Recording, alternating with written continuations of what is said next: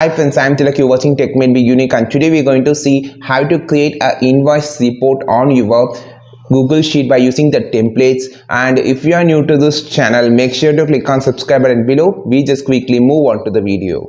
So how to create an invoice report on your Google Sheet using a template they have been present here. So just click on this template gallery to open the full list of templates. You just scroll down to the bottom section.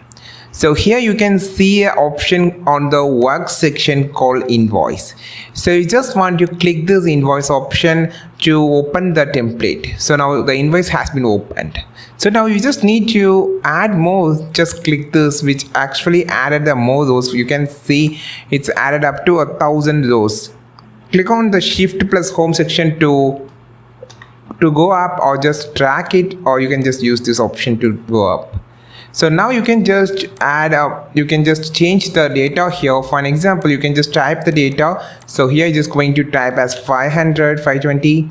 So you can see the changes here. So this is how you just create a invoice report. You can just easily change the name, address, and the company name, payable to project name, and you can just save it for your own use.